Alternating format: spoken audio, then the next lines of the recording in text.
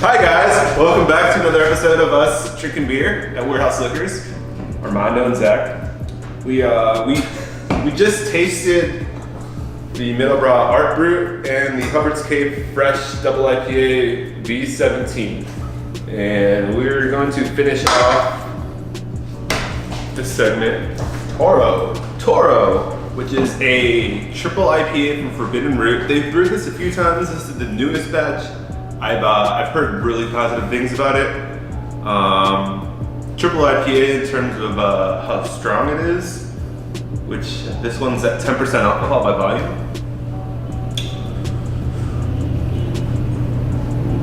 It's a big boy. So Forbidden Root's been doing the New England style IPA for a couple of years now. I don't know, time's flying, but they really brew it to like the style of like Treehouse, with just big fluffy fruit bombs with really soft flavor profile and low bitterness. It's an interesting story on the back. There's a story. There's a story. Are you the Aaron Wagendorf it? Is that what he does? Remember I had him read. Hey, he read one of the cans last time. He can't read. He roamed the stockyards, a small blue bull on tiny hooves, big as a house cat. The gateman would grin. There was a question mark at the end of that sentence. And say, "There goes Babe, as big as a minute." He'd play with the pigeons, squirrels, and the ghosts of ancient yardmen, and disappear into the winter, quiet as the rain. They're also kind of a bunch of hippies over at Forbidden. What does any of that mean? Like, it's named after a super tiny blue bull. Like usually, like these little stories, they're like tied into some Chicago. Well, it's supposed to be in the yard, the back of the yards area. Well, back when it was just the yards. But I don't. Is this just a tiny blue bull that lived in the back of the yard? It's still a little blue bull. Some bull. That was a ghost. Or Christmas a past. ghosts. I like ghosts.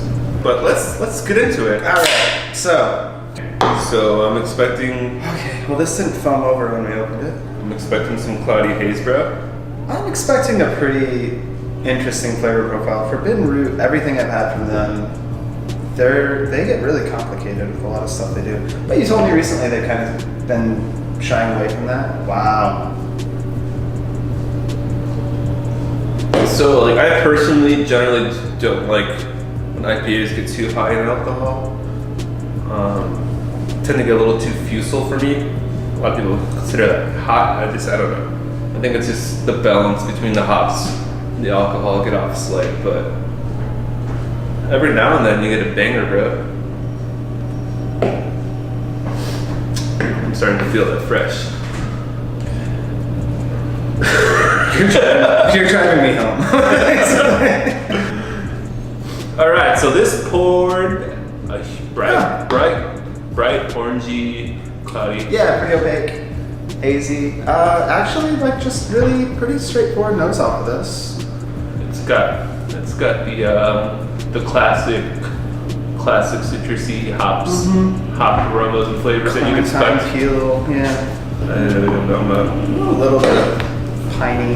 It's really subtle. Yeah, it's like it's either something Mosaic thrown in or Simcoe, which is the one of the parent hops of Mosaic. But guess. But there's like a savory note or something to that nose. It's. And that's, I don't know. Am I? no, I'm getting that too. Yeah. It's definitely like Mosaic. It's definitely resin. More citrus forward. It's a little resiny. Yeah, that's a good way to put it. I don't know. The first time I ever tried a Mosaic beer, it was a lot of fruit, but so much pine too. I love Mosaic. So much pine. Oh, we should try this. Shouts to Brian K. Cratchidos, who is the GM over at the Forbidden Root Brew Pub. He highly encouraged me to do a video review of this one, and dude's awesome, so I obliged. And we will edit it together the best we possibly can. Probably should have just done this solo without a couple other ones, but here we go. At least. Cheers. Cheers.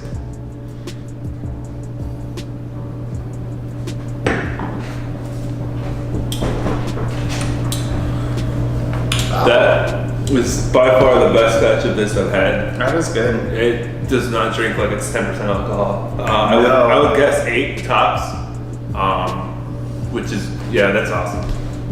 Really cool flavor art too. Goes to a lot of different dimensions, but basically as soon as it hits the palate, it starts with all those like kind of fresh citrus notes. Mouthfeel again, it's great.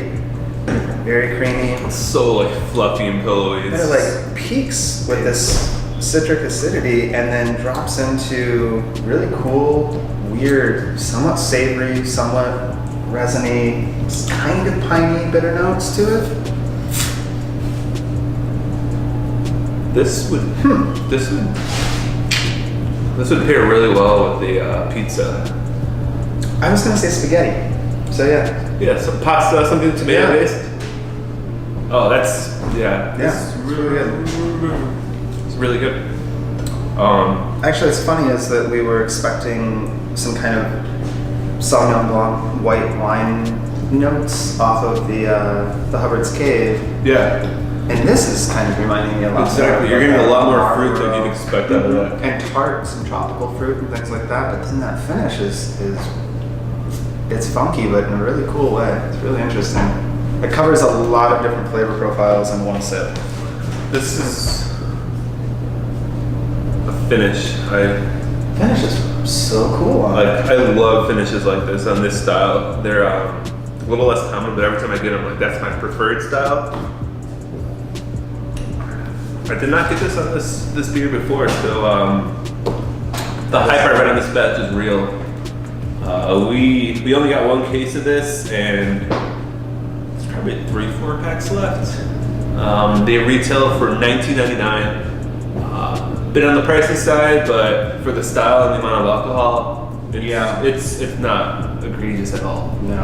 And I still highly recommend this. 10%, right? Yeah, this is not one you want to chug because the 10% alcohol. We're both like quivering in fear. I know. I just keep staring at it.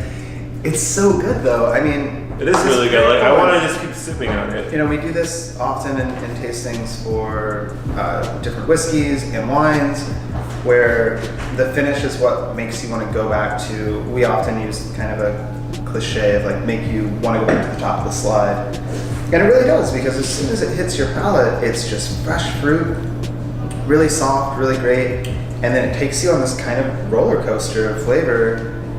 And the way it finishes and the way that it first hits your palate are so distinctly different, but complementary of each other. Very, very cool structure. This is one of the more compelling beers that I've had in a while. Well spoken, bro. I got big words, dude. We need to do a bad beer. This might be my We really need to, like, because we always pick the cool stuff that all the reps are, and you and like and everything are like, these are the things that we're excited about. But we need to do something that we're not like, this is great. Who wants us to review something bad? Yeah, let's send it our way. Let's do something crappy next time. Well, All right. this is gonna suck. Yeah. Cheers. It's gonna hurt, but at least it's a delicious beer.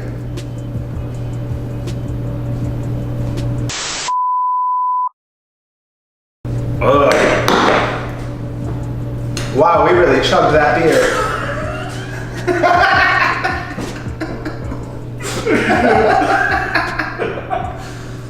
I'm gonna go throw up. Bye, everybody. Bye.